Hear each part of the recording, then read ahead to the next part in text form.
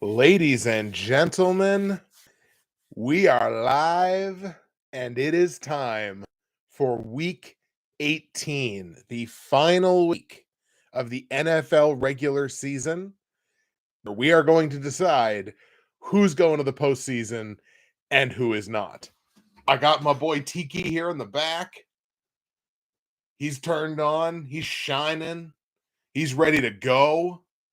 Because who in their right mind thought the Green Bay Packers would be in a win and in situation in week 18?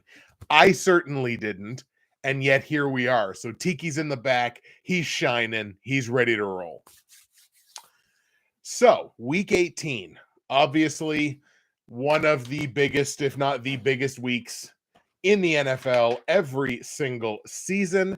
And we are here to talk about a slate of games where no fewer than 11 games have some impact on what we're going to see in terms of the playoff picture. And Mr. Maricopa is in the chat making the point of this week. With teams sitting starters, the picks are much more difficult this week.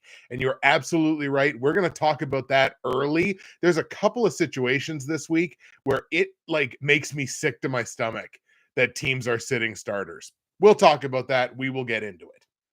So let's fire up my good friend, my audio recording software. Fire that up. Make sure that we skip that.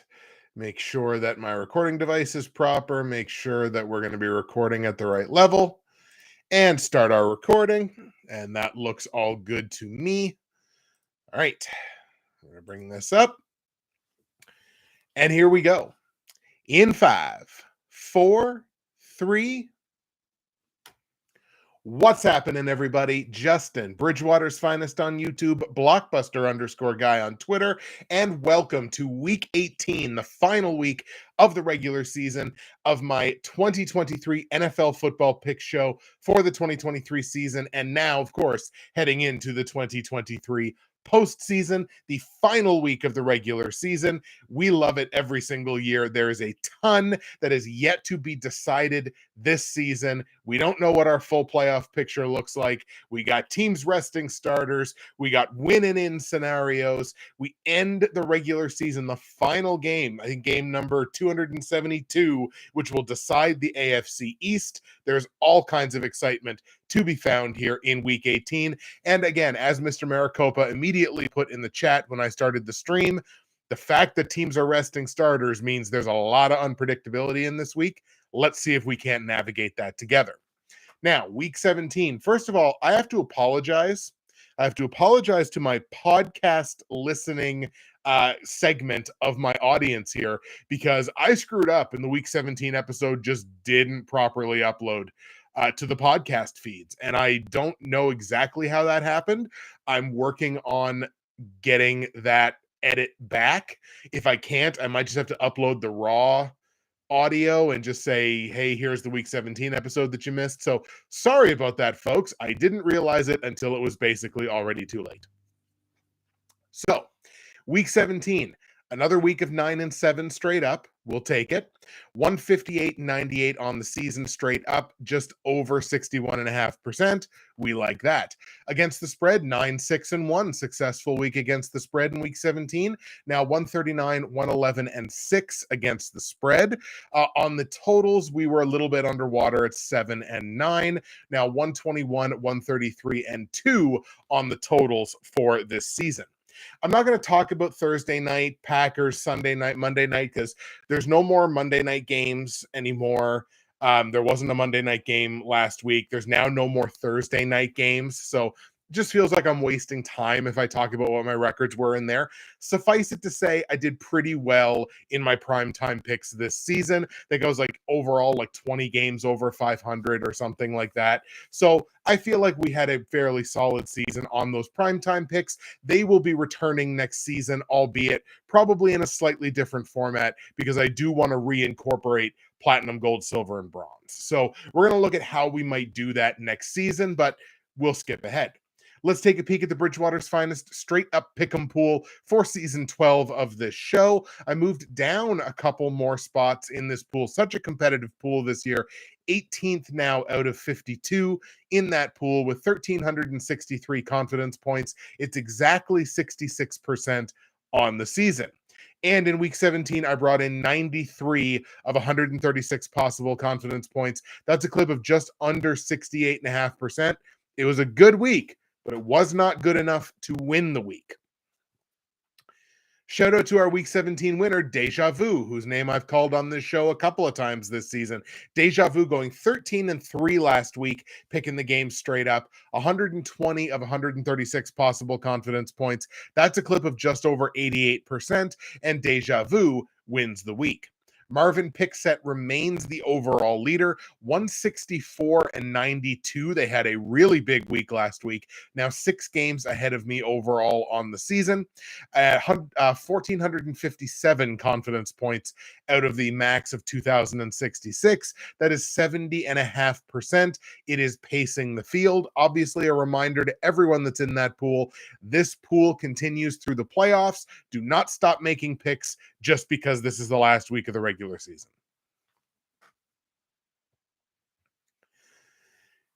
We'll take a peek now into Fantasy Corner, which is, of course, presented to you by the Dynasty Trade Calculator. If you check the description down below, you are going to find my affiliate link to the DTC, where for as little as a cup of coffee, you can gain access to one of the absolute best resources available to you online for Dynasty, Keeper, and long-term fantasy football. You're talking player evaluations, rankings, trade evaluations, podcasts, a ton of great experts available to you on the Dynasty Trade Calculator. Like I say, it does not matter what the arrangement of your league is, what your scoring settings are. The DTC has got you covered. Check my affiliate link. And again, for as little as a cup of coffee, you can gain access to this incredible tool that helped me win another Dynasty championship this season. So I went 4-4 in week 17, but among that, I did collect 2 fantasy football championships out of 8 teams. I lost another championship matchup, so that's a second place, and I did win a third place matchup. So look, 8 fantasy football teams, 4 of them finished at least third place. It was a very successful season for me in fantasy football, our most successful one in a number of years, which feels really good. In the Professionals Dynasty, I did lose the 5th place game to Half Moon, so I finished the number 6 seed in that pool, or in that league rather, which is, a nice climb up from finishing dead last in that league last year and getting to draft Bijan Robinson. So we go from 12th all the way up to 6th. We feel good about that. And in the Ante & Co. Dynasty Fantasy Football League, I come from behind to defeat Tensa. Again, I was projected to lose that matchup. I defeat Tyler, defeat Tensa, a 10-4 season, a number 2 seed in the playoffs, results in a number 1 finish and a fantasy football, a dynasty football championship. I become the only man on this earth to win both the Professionals Dynasty Fantasy Football League and the Ante & Co. Dynasty Fantasy Football League. I will pat myself on the back for that.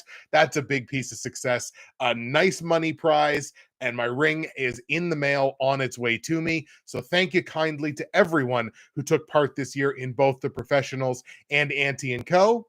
Let's do it again next year.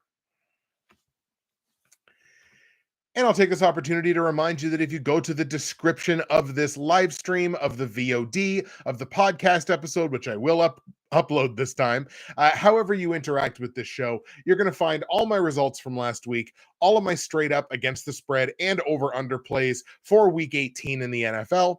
You are going to find information on joining the Bridgewater's Finest Pick'em Pool for season 12 of this show. And you're going to find information on joining the NFL YouTube Prognosticators Facebook page.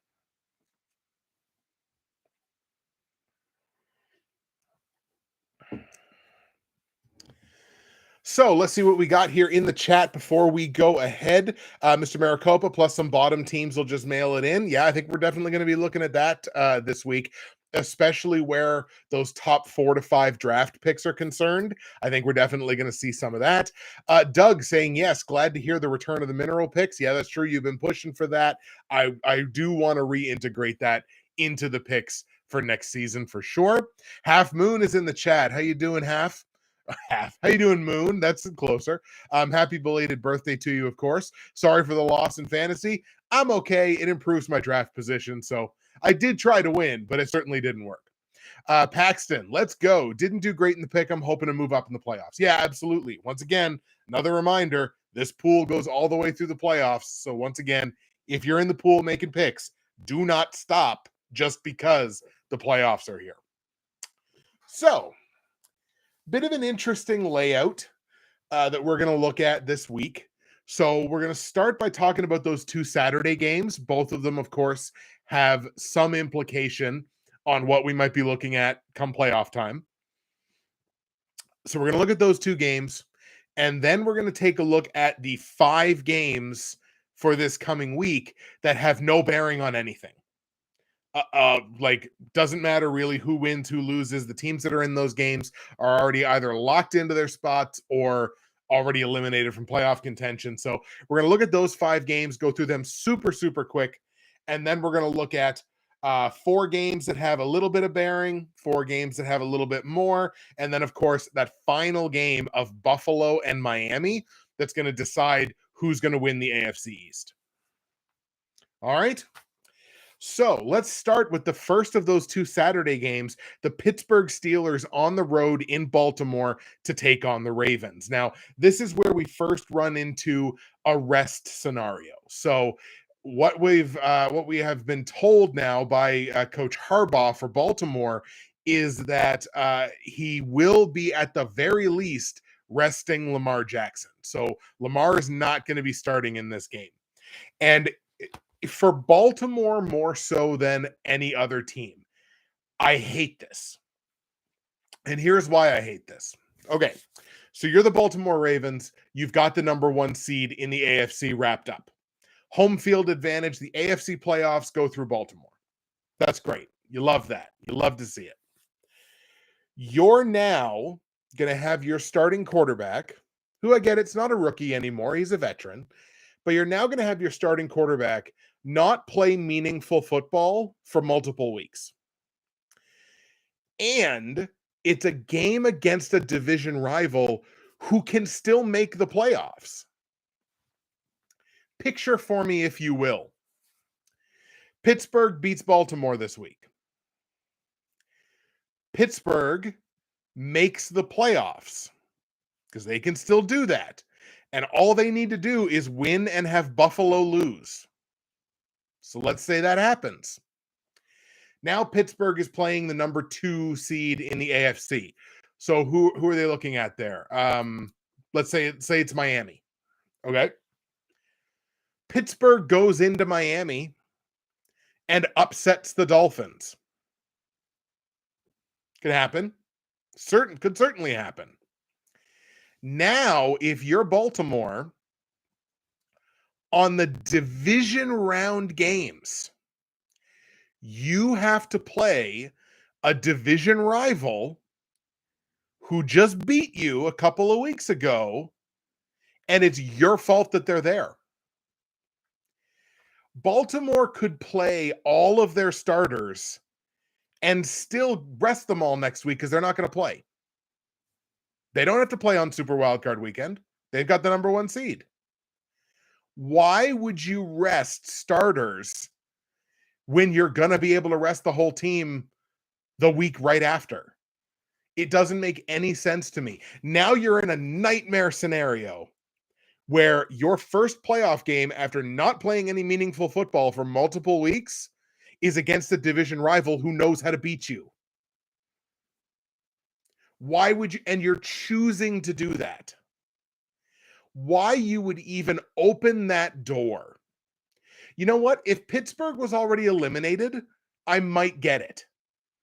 But where Pittsburgh can still make the playoffs, it's baffling to me why you would choose the possible route of a division rival beating you in the playoffs. I don't get it. It makes no sense to me at all. Like, I understand the concept of resting starters and wanting them rested for the playoffs, but you're gonna get that because you're not playing next week. Anyway, it's mind-boggling to me. It's foolish. And it almost makes me want to see it happen, right? Like, I almost want Baltimore to have to learn that lesson the hard way. And I love Baltimore. I love that franchise. They're probably my favorite team in the AFC. I like that team. But if they're going to do that to themselves, let them. And I hope it happens. I really, really do. In saying that, let's take the Steelers to win that game. They're 4-point favorites, even though the game's in Baltimore. Clearly, they're expecting more starters than just Lamar Jackson to rest in that game. Let's take the Steelers to win that game. Let's open this door a little bit more. Pittsburgh outright in Baltimore. Obviously, on the line, I'm going to take Pittsburgh to lay that -4. Let's have them cover that number. Total in the game's a 35.5. Obviously, expecting a defensive struggle here. Totally makes sense to me. I'm going to take the under in this one. I think it just barely gets into 30, but again, just barely. So let's go like 21-10, something like that. Steelers win. Steelers cover. Give me the under on the points. And let's circle back to this later. The other Saturday game is the Houston Texans in Indianapolis taking on the Colts. Obviously, both of these teams still have stuff to play for. This division is not spoken for at all. This is not necessarily the game for the division because, of course, Jacksonville and Tennessee also, or Jacksonville will certainly potentially have something to say about that. But obviously, you want to be the team that wins this game. If you're between Houston and Indianapolis, this is not a game on either side that you can afford to lose. I expect full compliments here on both sides. I expect this to be as competitive a football game between these two teams as you will see. Obviously, I haven't loved what the Houston Texans had been doing over the previous couple of weeks, but I tell you who I really believe in. I really believe in CJ Stroud.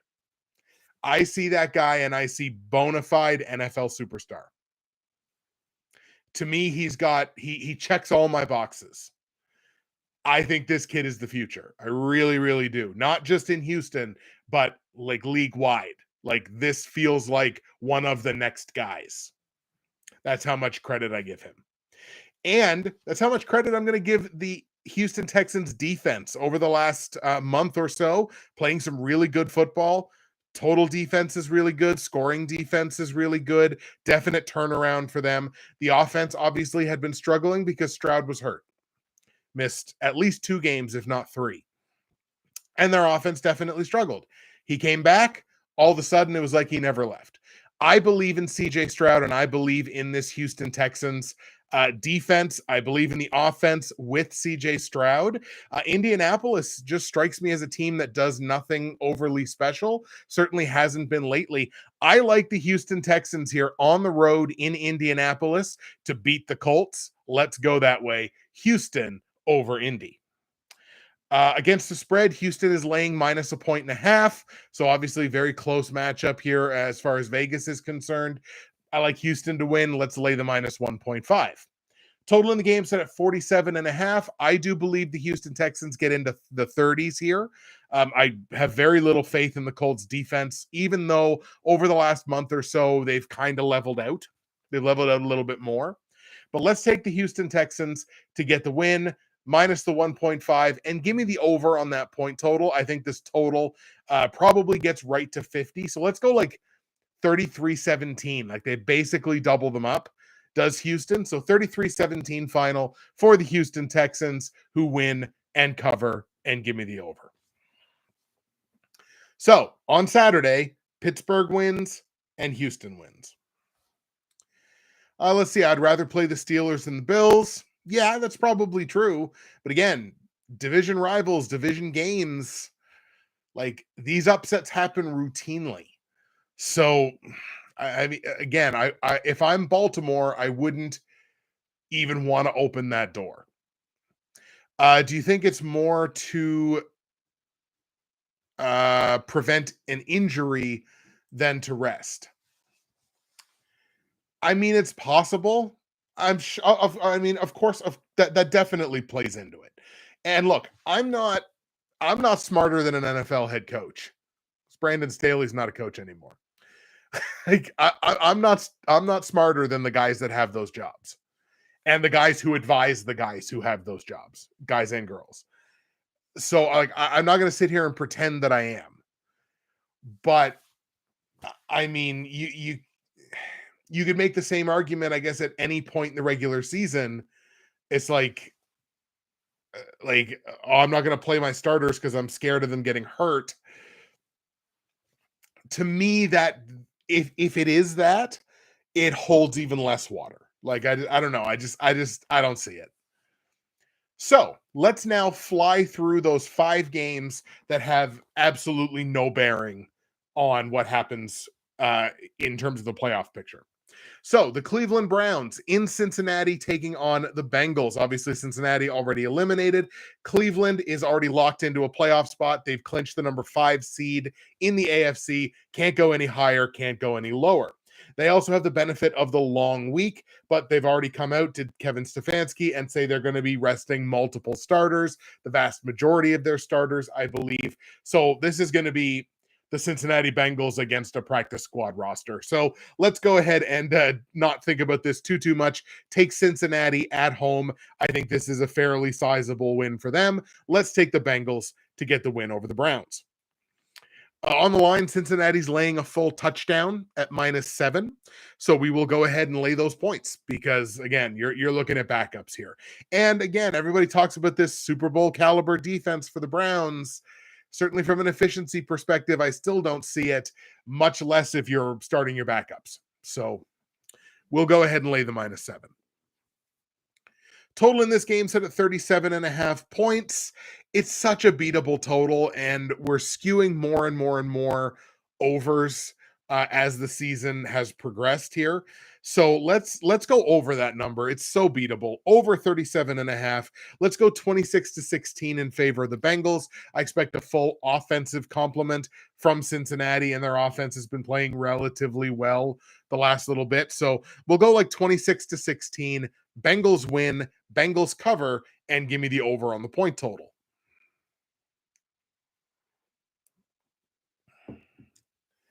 The New York Jets on the road in New England taking on the Patriots. Both of these teams already eliminated, obviously, from playoff contention. The Jets are on the tail end of back-to-back road games, but do have the benefit of the long week, having played in the final Thursday night football game of this season.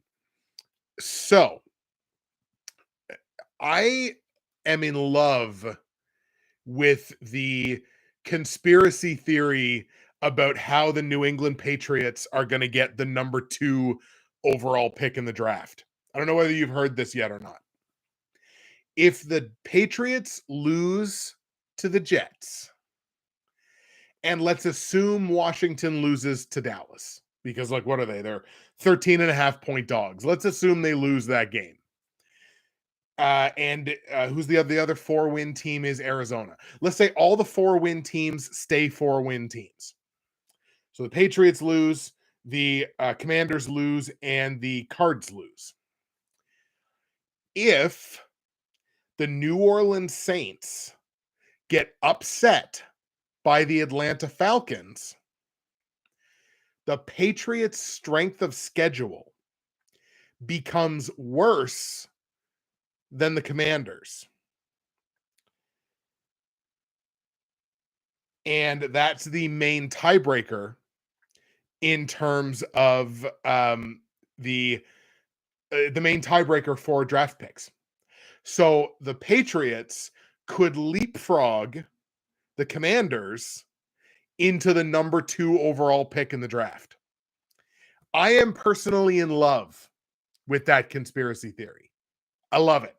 I think it's fantastic. And I fully believe that that's what's going to happen.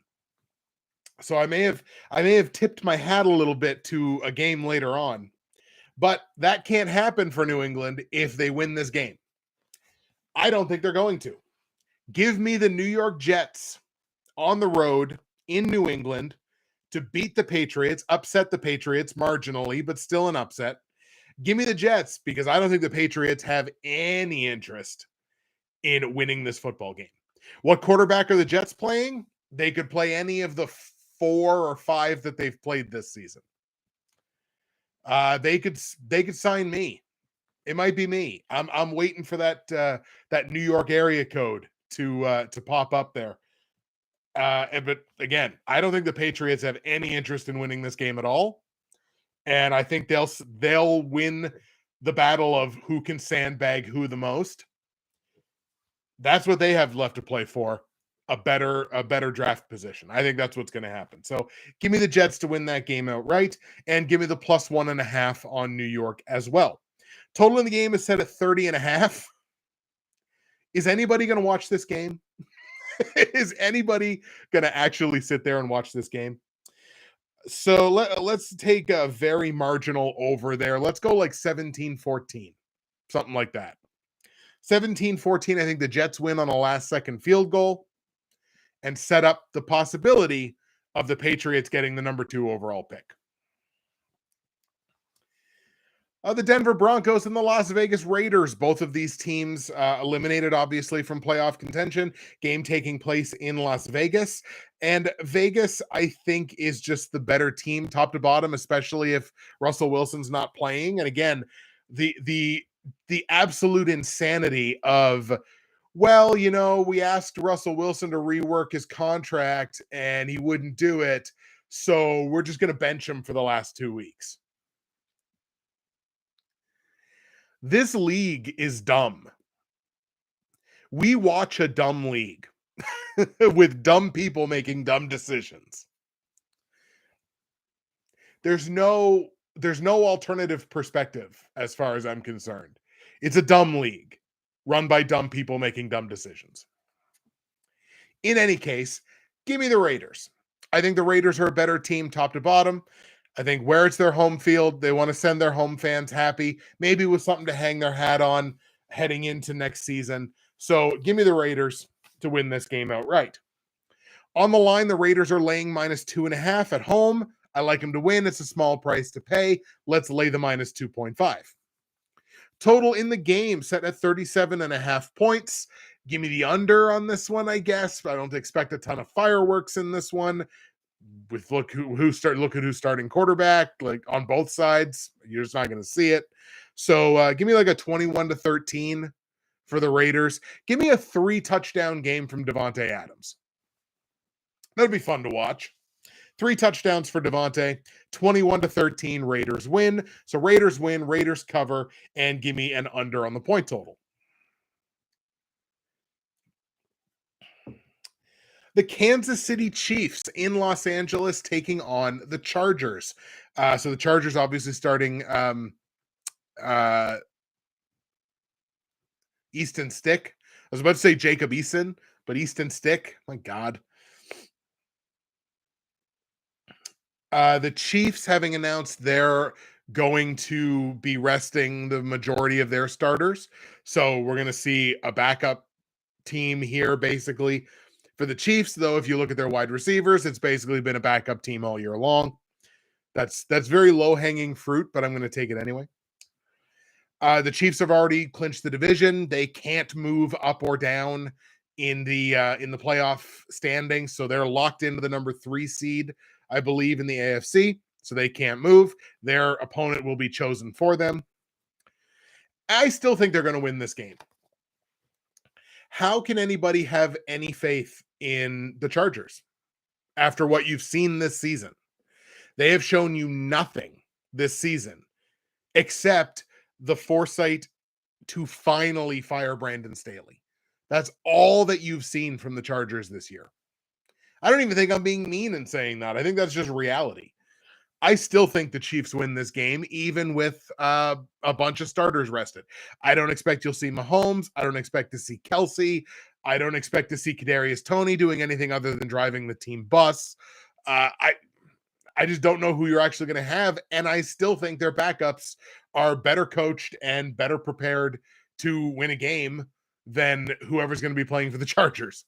So, give me the Chiefs in what is actually an against the spread upset because the Chargers are laying 3.5 points here at home. And quite frankly, to buy that extra hook on the Chargers on top of everything else, no, thank you. No mas, not going to happen.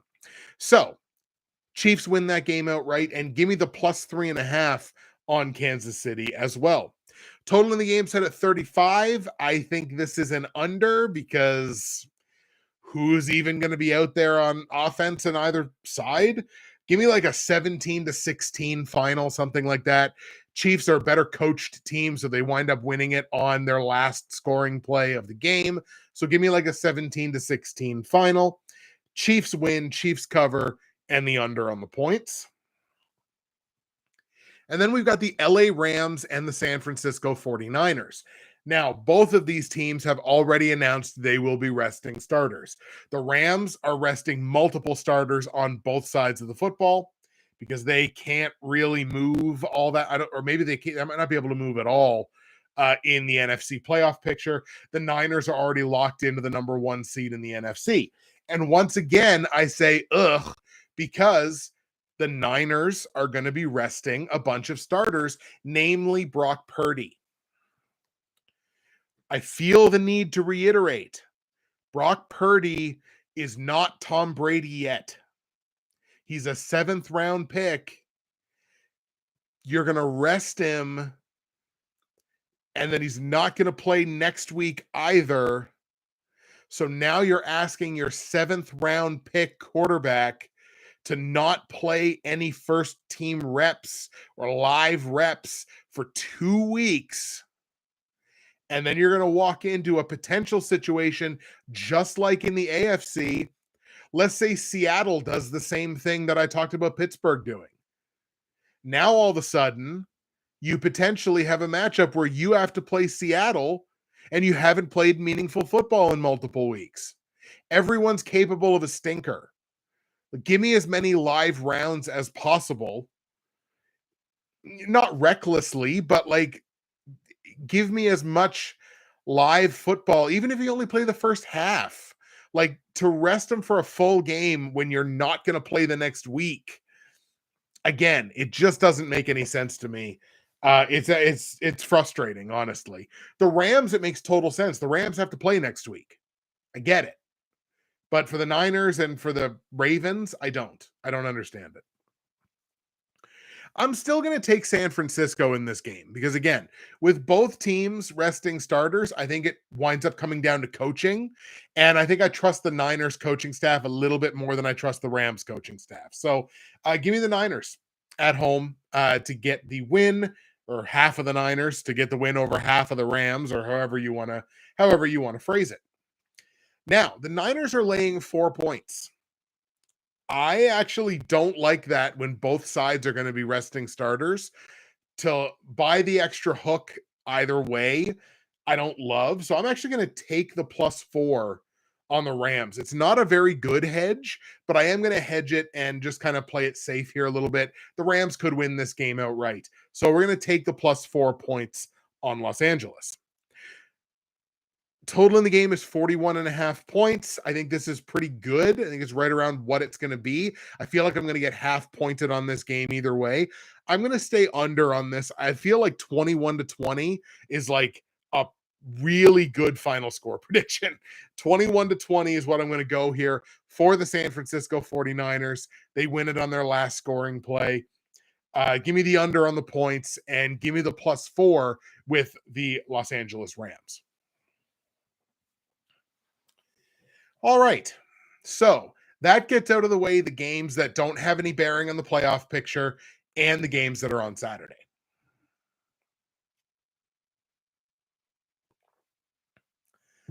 Delicious, delicious blueberry tea. Now, let's talk about a couple of games that have some very interesting implications for the postseason. Let's start in Detroit. The Detroit Lions playing host to the Minnesota Vikings. Now, Detroit has already clinched the NFC North. I do believe they can still move up in the NFC picture. I think they can get the number 2 seed. I think there's math that allows them to do that. So they don't have nothing to play for. And I believe Dan Campbell has already come out and said he's going to play his starters. So a bold move, but who's shocked? Like, who's shocked at that? So Half Moon just confirmed it for me in the chat. Detroit's playing their starters. Dallas must lose. Makes sense. So, given that Detroit's going to be playing all their starters, I have no reason to downgrade them at any point in terms of what to expect from them. Certainly on the offensive side, this is an offensive juggernaut, has been for most of the season. The Minnesota Vikings are still mathematically alive in the playoff race. Their defense not operating quite as solidly as it had been in weeks past. And the offense is really, really struggling. They're really struggling to move the ball. I just don't have quite enough faith in this Vikings team and what they've shown me over the last few weeks, last few games. They just got, kind of beat up a little bit here last week. So I've got no faith in the Vikings right now. There's multiple things that need to happen in order for Minnesota to sneak into a playoff spot. I just don't expect those things to happen. So give me the Detroit Lions here at home. Obviously, they're ticked off about what happened last week. Give me Detroit to make a bit of a statement here and get the win over Minnesota and completely dash their playoff hopes. On the line, the Lions are laying -3.5 against the spread. It is an extra hook. I have no problem buying it. Detroit is objectively the better football team. So give me the -3.5 on the Detroit Lions. Total in the game set at 45.5. I think this game gets into the low 50s. So I got no problem taking the over here. Over 45.5 in Detroit, Minnesota.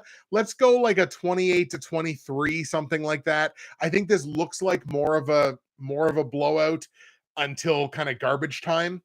And I think Minnesota kind of gets back in the game a little bit in garbage time. So 28-23 feels like a nice final. We still cover the number. We get the over. Let's take it for the Lions.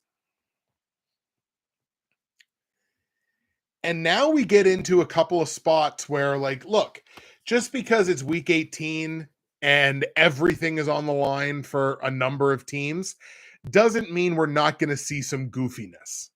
Doesn't mean we're not going to see some shocking stuff that we never expected that we'd see. I think the Tennessee Titans are going to beat the Jacksonville Jaguars this week. I have no statistical reason to say that. The Titans are playing some of the worst offensive football that I've seen all season long. It looks like their offensive line is in shambles. It looks like they can't move the ball, can't put points on the board. They're really struggling. Defensively, they're kind of even money. Their defense is playing about league average. I think it's on the defensive side where they could steal this game. Because the Jags, you can say the same for the Jags. Their defense is playing fairly well. Their offense is not playing well, period. They finally, as I basically begged them to do on this show last week, they finally sat Trevor Lawrence. I don't know whether Trevor Lawrence plays this week. I'm not saying he will or he won't. I'm saying I don't know. But even if he does, we've seen this Jags team really struggling over the last month or so to put points on the board. They can move the ball, but it's not generating into points. And for two teams that struggle to score and two defenses that are playing at least relatively well, you're going to give me a dog of 5.5 points in a division game where I don't actually know objectively how much better the favorite is than the underdog. And that's not me saying that I think the Titans are good. That's me saying I think the Jags are bad. I think this is a bad football team masquerading as a decent football team. And I think the Tennessee Titans upset Jacksonville this week. Give me the Titans at home to get the win over Jacksonville and really throw a wrench into that AFC South. Since I'm taking the Titans to win, give me the +5.5 against the spread. Total in the game set at 39.5, and this felt like a slam dunk under to me at first, but God, 39.5 is so easy to beat. I'm going to go 21-20 again. It's the same final score that I took in San Francisco, Los Angeles. I'm going to go 21-20 again, except this time in favor of Tennessee. So give me the Titans to win. Give me the +5.5 against the spread, and give me a very marginal over on those points.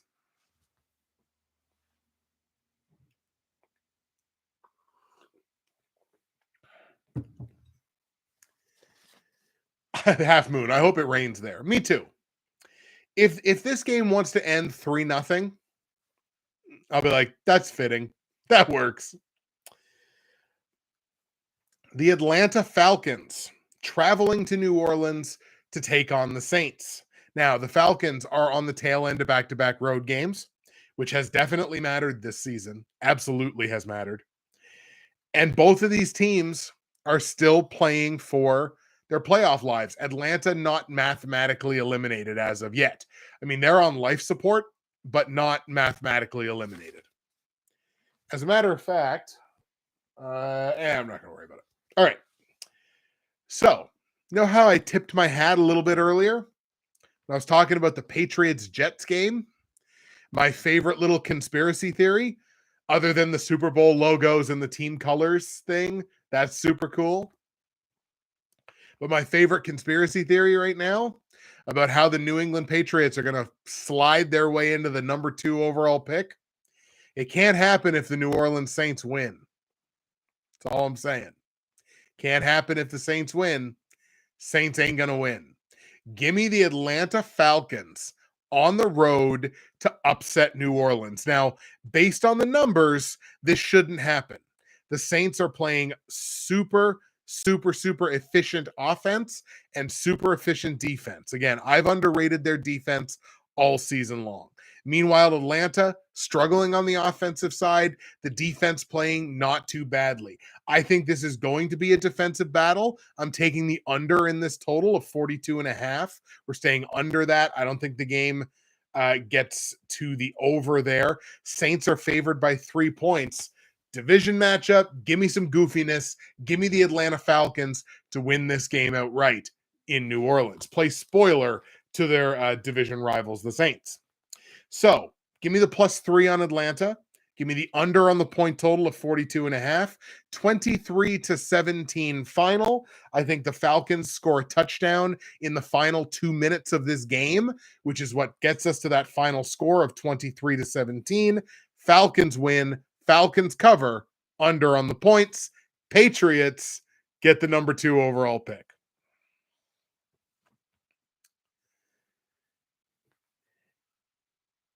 And that leaves the door wide open, obviously, for the Tampa Bay Bucks on the road in Carolina, taking on the Panthers. That makes it the Bucks division to lose. I think they're going to beat the Panthers just for the heck of it. I think they want to go into the playoffs with some momentum. And let me tell you something, the Tampa Bay Bucks are not going to be an easy out in the NFC playoffs. This is a team that's pretty darn efficient on the offensive side. They move the ball, they put up points, they're an efficient defense. Their defense is bend but don't break. I really like what I'm seeing in Tampa Bay. I think Tampa Bay could go into a lot of these NFC buildings on Super Wildcard Weekend or in the division round as a road team in the playoffs. I think they can make some noise and win a couple of games in the postseason. They're not going to do that by losing to Carolina, so that's not going to happen. Give me the Tampa Bay Bucks on the road in Carolina to beat the Panthers.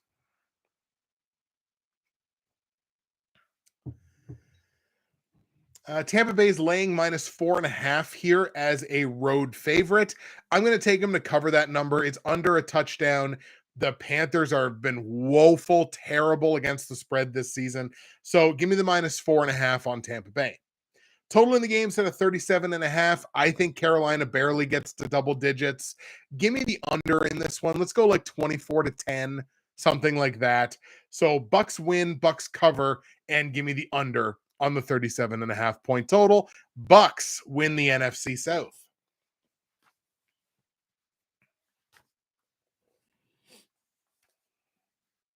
And I believe, based on what I said there about Tennessee Jacksonville, I think that means Houston wins the AFC South as well.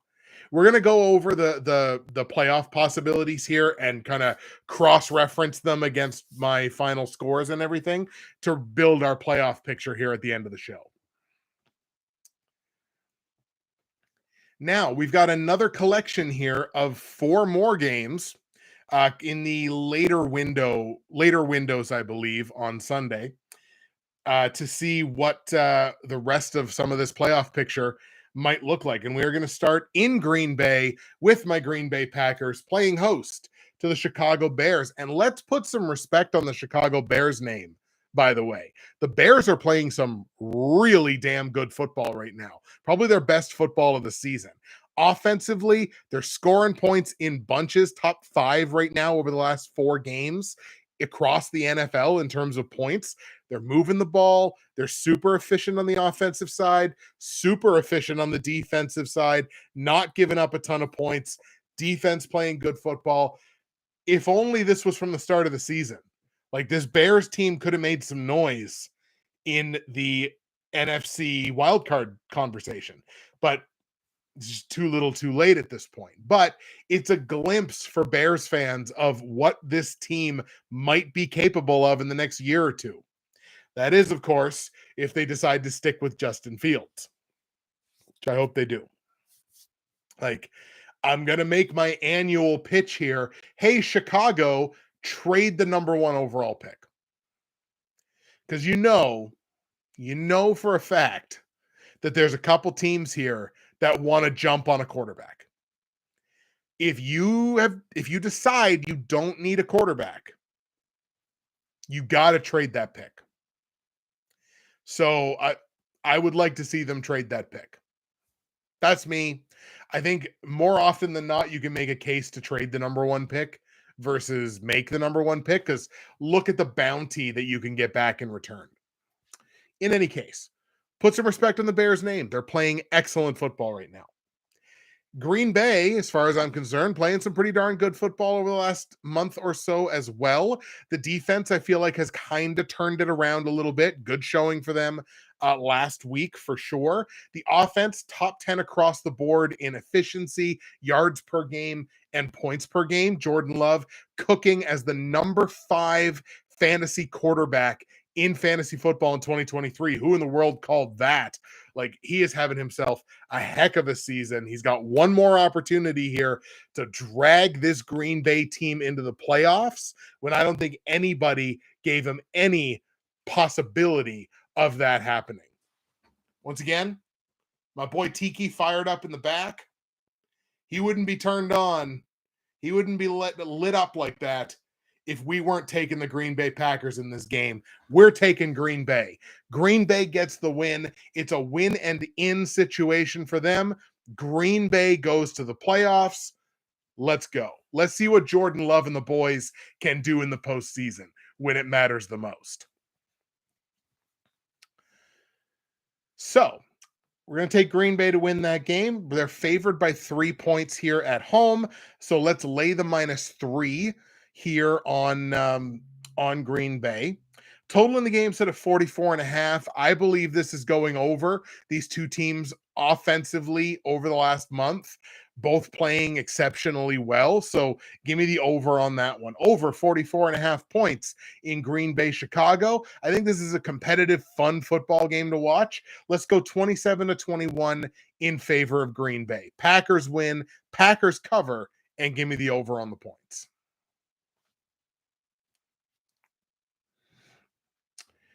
Now, we've got the Philadelphia Eagles traveling to New York to take on the Giants. So obviously the Eagles are already in. They've clinched a postseason berth. However, they have not yet clinched the division. They have to win and have Dallas lose, which is going to be a tall task this week against Washington. So Philly better open up that checkbook and just start tossing money at the Commanders. Like, please actually try to play football this week.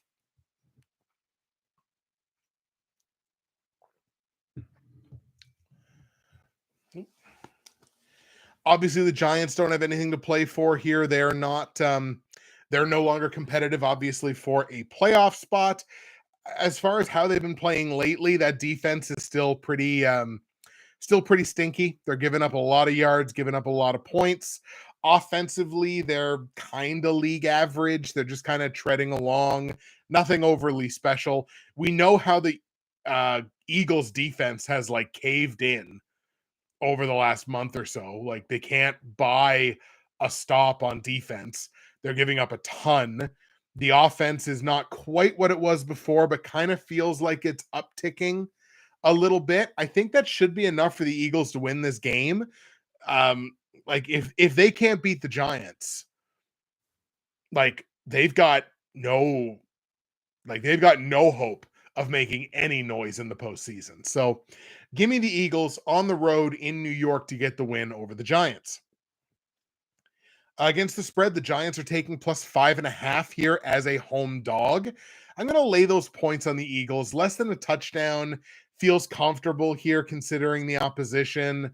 And again, you can kind of extend it. If the Eagles can't beat the Giants by at least a touchdown, like, what are their prospects heading into the postseason? So we're going to go ahead and lay the minus 5.5 here on Philadelphia.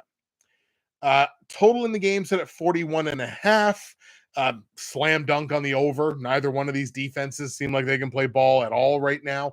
So give me over on the 41.5 point total. Let's go 28-17 in favor of Philadelphia. So Eagles win, Eagles cover, and give me the over on the points. Now, the Arizona Cardinals with a shocking win last week over the Dallas Cowboys, 35 or not the Dallas Cowboys, the Philadelphia Eagles, sorry, 35-31.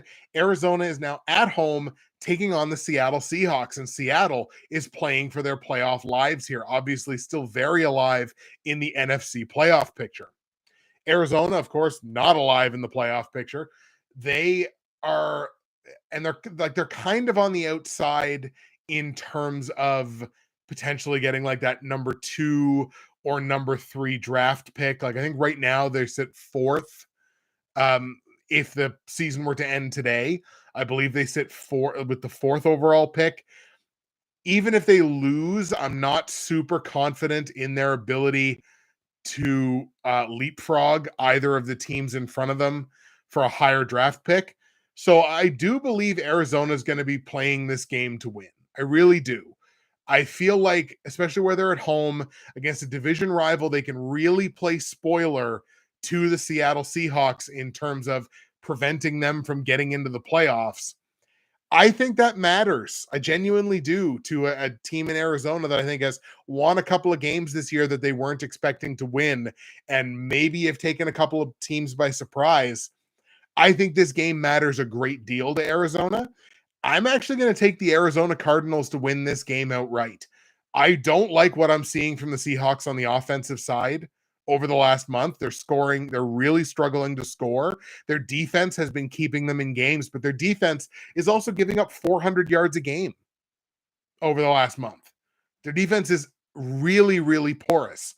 Now, they haven't quite given up the points to go along with that.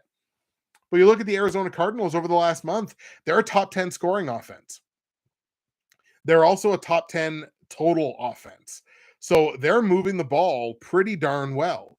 And a battle of these two offenses, like, give me the Arizona Cardinals, and I'm going to take the Cardinals in a high scoring game to win this outright. So let's take the Cardinals at home to beat the Seahawks.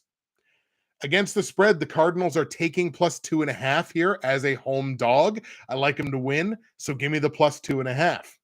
Total in the game set at 47.5 points. I think this game gets into the low 50s. So give me the over on the 47.5 point total. And let's go 27-24 in favor of the Arizona Cardinals. Cards win, Cards cover, and give me the over on the points.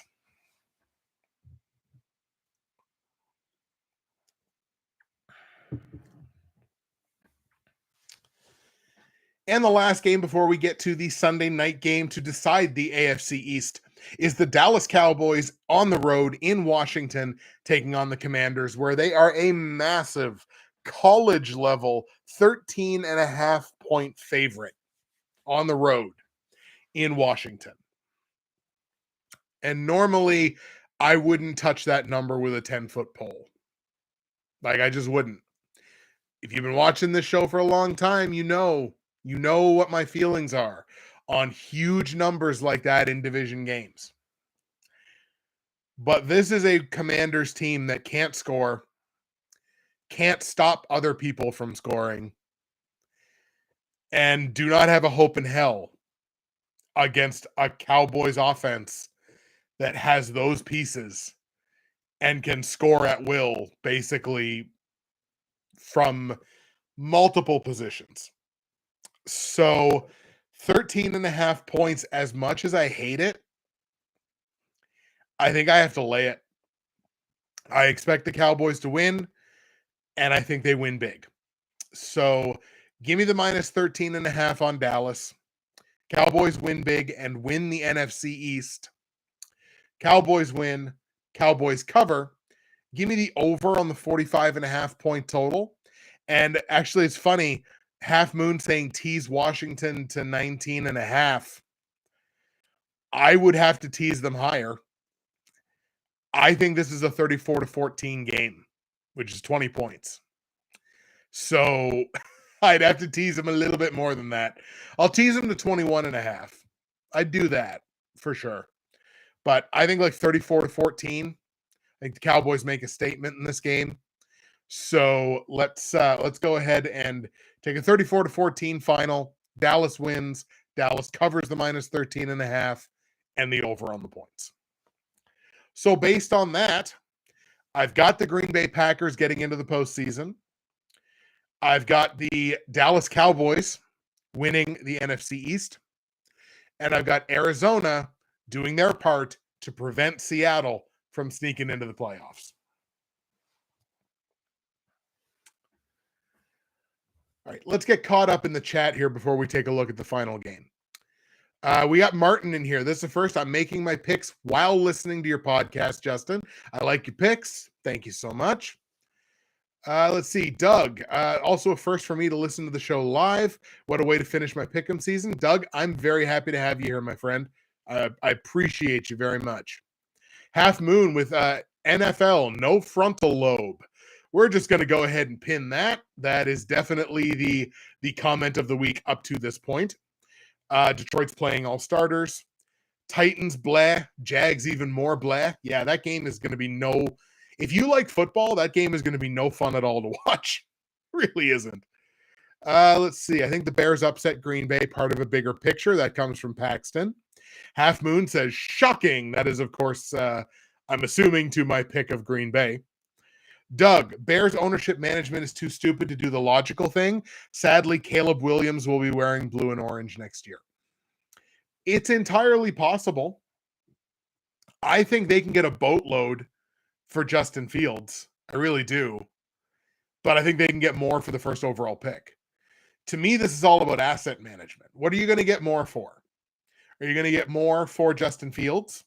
Or are you going to get more for the first overall pick? I believe you'll get more for the first overall pick. Because I think you can actually create a bidding war for the first overall pick. I don't necessarily know that you'll get a Justin Fields bidding war. And actually, interestingly enough, if we go to, this is going to be a total aside, but we are going to go ahead and we're just going to go to Spot Track here. The Justin Fields entry on Spot Track. Let's see. So it's a dead cap of, It's only a dead cap of $6 million if they move off of Fields before the start of the season, because he's still on his rookie deal.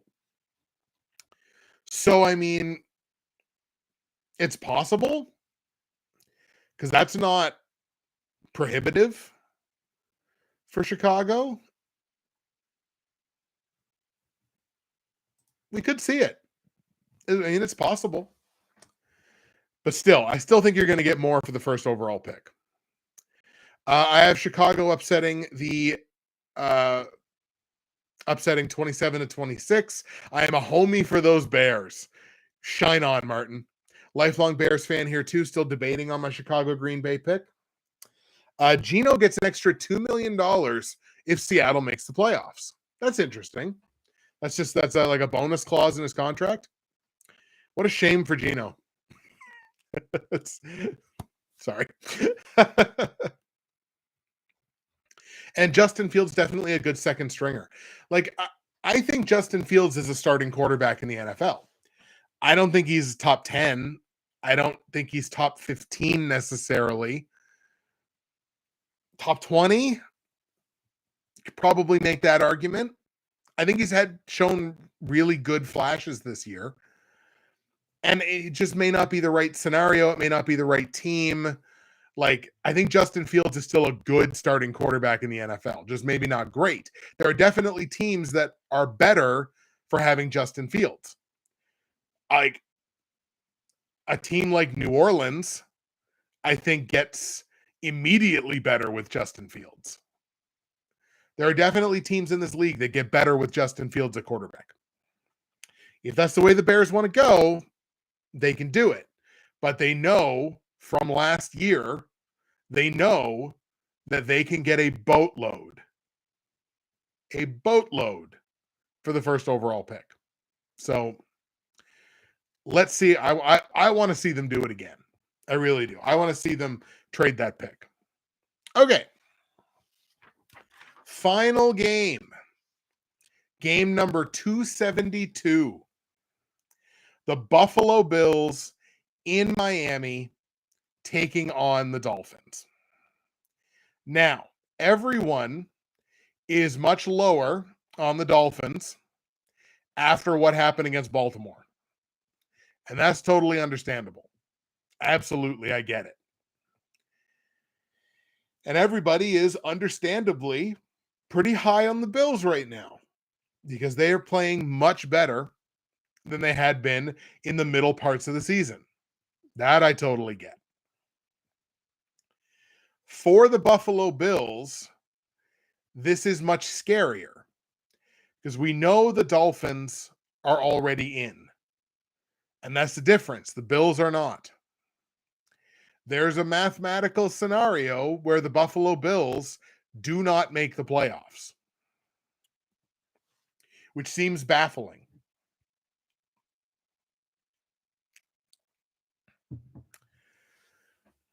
Remember how we talked earlier? Let's go back to Baltimore, Pittsburgh. Let's go back to the perilousness of making decisions that allow division rivals to get into the playoffs and how that could come back and put you in a very uncomfortable situation. Potentially bite you right in the arse. I don't think the Miami Dolphins are interested in that one little bit.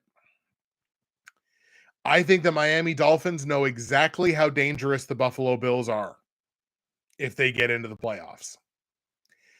I think the Miami Dolphins understand that if Buffalo gets into the playoffs, they're going to do some damage. I think the Dolphins understand that it maximizes their championship chances to not have a team like Buffalo make the playoffs. I think Miami's going to play this game like it's the Super Bowl. I think they are going to be desperate to beat the Buffalo Bills. This is going to be two desperate football teams throwing everything they got out there. And if it comes down to that, The team that is better coached is the Miami Dolphins. I'm going to take the Dolphins to win this game, which in turn causes the Pittsburgh Steelers to make the playoffs in the AFC. Buffalo is out. The Dolphins win the AFC East, and they go on. I don't think the Buffalo Bills deserve it. I don't. The Buffalo Bills should have basically run away with this division. And I think there's enough obvious and glaring problems for the Bills that just because they've played really well the last few weeks. And look, I'm not upset about the fact that I got nothing against the Bills. If the Bills make the playoffs, I hope they make some noise. But from the perspective of the Miami Dolphins, they know that their ability to win a championship could be directly related to whether or not the Buffalo Bills make the playoffs. Give me the Miami Dolphins to win this game as a home dog and keep the Bills out of the postseason. So on the line, Miami is taking +3. Give me those 3 points. Total in the game set at 49.5. I'm going to go 24-21 for the Miami Dolphins. A crushing loss on the final scoring play of the game has the Dolphins winning, the Dolphins covering, but staying under on the point total. That's just the way I think it's going to go. I like the Dolphins to win the game. So, now that we've got all that, he says from the other side of the room, here's what we're going to do. We're going to take a look at the playoff clinching scenarios for Week 18. And here's how I think they play out. So, Bills clinch the AFC East with a win. I don't think that happens. Buffalo clinches a playoff berth with a tie or a Pittsburgh loss or tie. We have them winning. A Jacksonville loss or tie. Although, there you go. Actually, since I have the Jags losing, so I still have the Buffalo Bills sneaking into the playoffs. There you go. That I completely forgot that was one of the scenarios for the Bills. So even though the Bills lose, I still do have the Bills sneaking into the postseason by virtue of the fact that I have Jacksonville losing. So I still think Miami wants to try to win that game real bad. Take a chance. Try to keep the Bills out. But since I have the Jags losing, I do have the Bills making the playoffs, technically. I have the Houston Texans by virtue of their win and Jacksonville's loss. I have them clinching the AFC South. Houston wins. I have Jacksonville losing.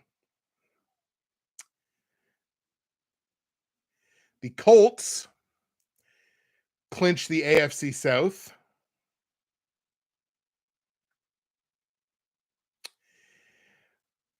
With a win. So I don't have the Colts winning. Or they have to win or tie and have Pittsburgh lose or tie to get into the playoffs. I don't have that happening. And I don't have them tying. So I've got the Indianapolis Colts missing the playoffs. Because in order for them to make the playoffs in either scenario, they do have to win. And I do not have them winning. I don't have them tying either. So Indianapolis is out. I don't have Jacksonville clinching the AFC South because they need to win or tie and have Indy and Houston tie. And I have them clinching a playoff berth with a tie and a Pittsburgh loss, not happening. Pittsburgh losing Denver losing and Houston Indy not ending in a tie. I've got Pittsburgh winning. That means the Jags are out. Dolphins, they win. They clinch the AFC East. Pittsburgh clinching a playoff berth with a win and a Buffalo loss. That is what I have happening. Steelers make the playoffs. Now on the other side, the NFC, or the NFC, sorry. I do not have the Atlanta Falcons making the playoffs because they have to win the division. And in order for that to happen, Tampa Bay has to lose to Carolina. Don't have that happening. Atlanta's out. I have Dallas winning, which means Dallas clinches the NFC East. I've got Green Bay winning, which has Green Bay clinching a playoff spot. Minnesota, they lose, which means Minnesota does not make the playoffs. The Saints, I have them losing outright against Atlanta. Saints do not make the playoffs. The Eagles do not obviously clinch the NFC East because I have them, even though I have them winning, they need Dallas to lose, and I don't have that happening. The Seahawks, I have them losing in an upset to Arizona. Do not have them making the playoffs. And I have the Tampa Bay Bucks clinching the NFC South Division by virtue of beating Carolina. Clear as mud? I hope so. Those are your picks. That's how I think the playoff picture is going to play out. That's it for me, Justin, Bridgewater's Finest on YouTube, Blockbuster_guy on Twitter. We're just going to go ahead and skip these automated ads since we're just about to end the stream anyway. So look, that's the way I've got the playoff picture looking. It could wind up being vastly different than that. But, there's just some teams that I have not believed in for a lot of this season, and I don't see a reason to stop that now. Looking at you, Jacksonville. That's what I think is going to happen. Enjoy the games in Week 18. I hope your team is either in the playoffs or makes the playoffs. I hope my team makes the playoffs. And we will see you again for the Super Wild Card Weekend episode. The playoffs just around the corner. I can't wait to talk about these wild card games. Playoffs are here.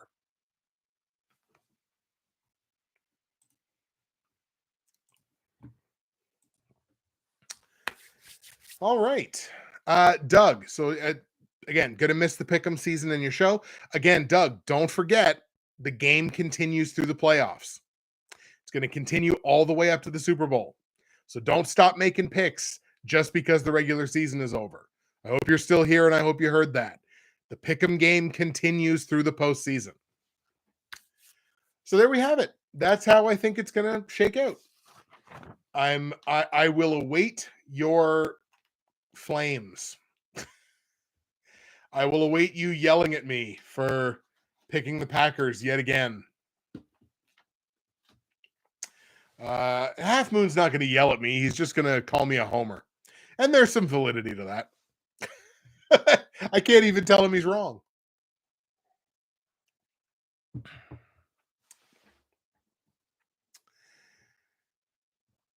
So true. I appreciate you, Moon. I appreciate you, boss. How do you think things are going to play out? Like, what do you think's going to who do you think's making the playoffs? Who, at the end of the day, that's what all this boils down to. Let me know in the chat. Let me know in the chat here in the last couple of minutes that we've got. Who do you think is making the playoffs? One of the fringe teams that haven't clinched yet. Who do you think is getting in? AFC and NFC. Let me know. Obviously, you know what I think now. I think Pittsburgh's getting in. I think Buffalo is like backdooring their way in. I like Houston to win that division. I like Tampa to win their division. And I like Green Bay to slip in there. That's the way I think the playoffs boil down. Half Moon says Detroit, Cleveland Super Bowl. The Super Bowl that time forgot. Like, I would love to go back in time like 10 years and just be like, yo, 2024 Super Bowl, Detroit, Cleveland, and just have people be like, what drugs are you on? And how can I get them? Be like, I'm just saying. That's what I would use time travel for. I would use time travel for those just saying moments. That's why I should have time travel. That's why I'm starting the petition right now.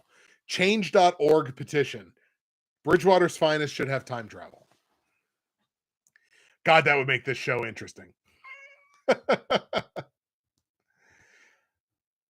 Anybody else? Somebody else throw something out here. Who do you think's making it?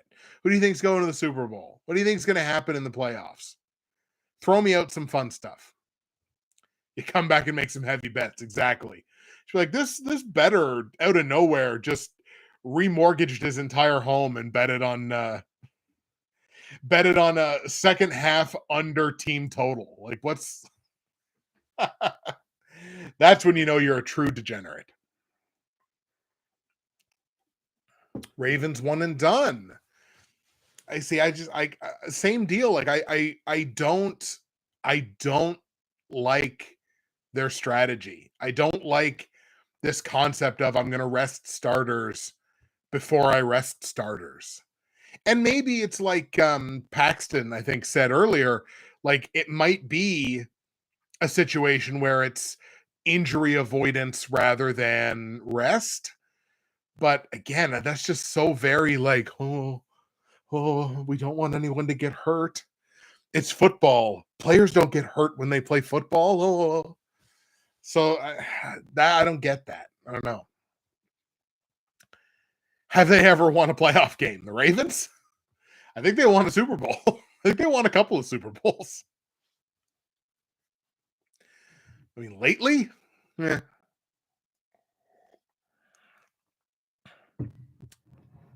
Oh, with Lamar. Didn't they win one with Lamar? I don't know. I don't know off the top of my head. Maybe they haven't.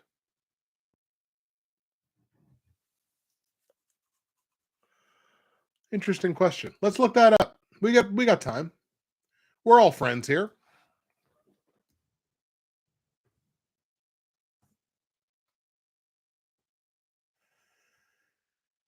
Let's see.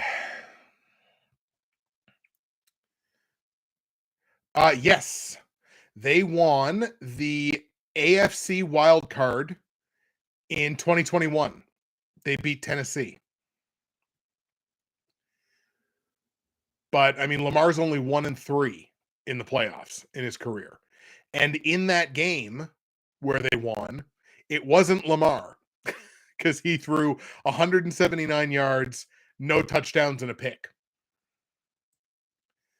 So it definitely was not Lamar, and he got sacked in that game 5 times. But they did win that game. They won that game 20-13. Let's see what happened here. Now, Lamar did have a 48-yard touchdown run. So there was that. So he has won once. He's never won a Super Bowl, but he did win a playoff game. Yeah. Yeah, Martin's got it. Never won a Super Bowl. At most, Lamar won one playoff game during a run. Yep, that was it. It was 2021. So, I mean, you could have something there. I think this Ravens team is one of the best Ravens teams that I've seen in quite some time, but that doesn't necessarily mean that it's going to translate to success this year. It'll be interesting to see. I vehemently disagree with both theirs and San Francisco's plans this week in terms of sitting players. Vehemently disagree in both cases. If I were to make one bold prediction on one each, we'll do one in the AFC and one in the NFC, and then we'll get you out of here. And no, my NFC prediction is not going to be the Green Bay Packers winning the Super Bowl. Moon. All right. So, my bold prediction is,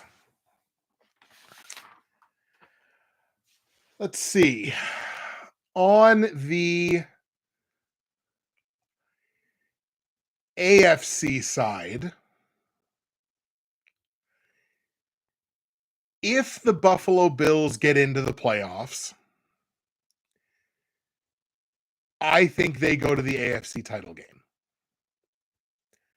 If they get in, I think they're playing for the AFC title.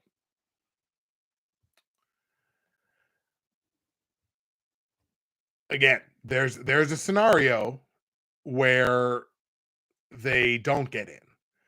But if they get in, I think they go all the way to the AFC title game. I don't think they win that game, but I think they get there. And on the NFC side, I say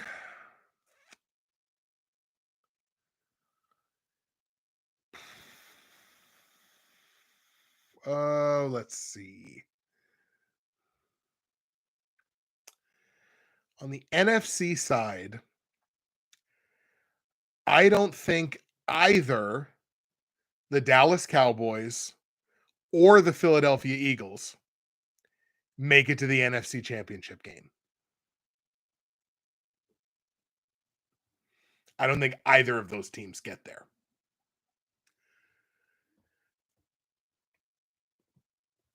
If I had like a dark horse NFC title game, Niners Bucks. Niners Bucks. That's my NFC title game. Niners Bucks. Wouldn't that be fun? The team that wins like the worst division in football goes all the way to the NFC title game. There you go. Those are my predictions. My like dark horse predictions, I guess.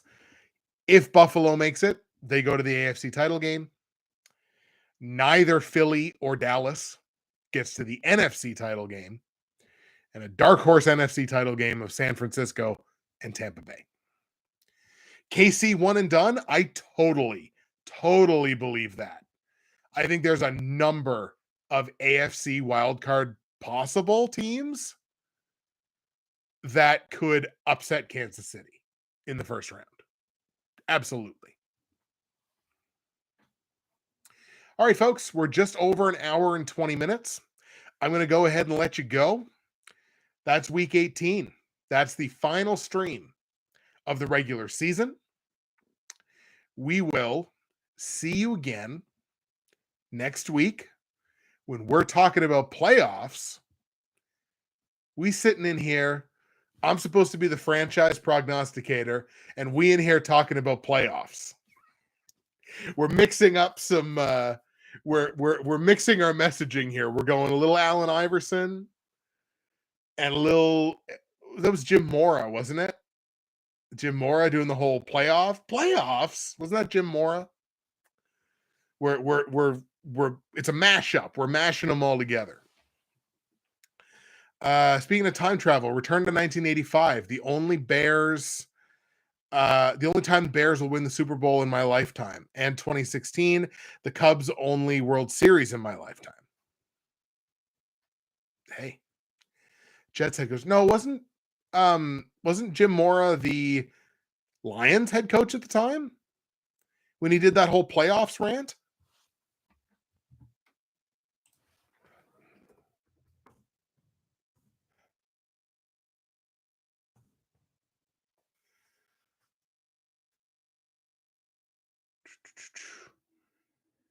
No, not the Lions, the Colts. He was the Colts coach at the time. Yeah, sorry, not the Lions, the Colts. Yeah, it was Jim Mora who was coaching the Colts. He's like, playoffs? Playoffs? I just hope we can win a game. There's going to be a number of teams that feel like that after Super Wildcard Weekend. I just hope we can win a game. And it's going to turn out they can't. All right. Thank you so much, folks. This was one of my favorite teams or favorite streams of the whole season because it was just a little unhinged, a little less planned than normal, a little more free flow. I dug it. And thank you so much for being here. Thank you for being here all season long. Some of you have been in like every single stream that I've done, or almost every single stream that I've done. And that means the absolute world to me. It really does. The reason that it's so much fun to do this and why it's going to continue. There ain't no getting off of this train we're on. We'll see you next week for some playoff games, and we'll see you for the entirety of the 2023 NFL postseason. Peace and love. Have a great night.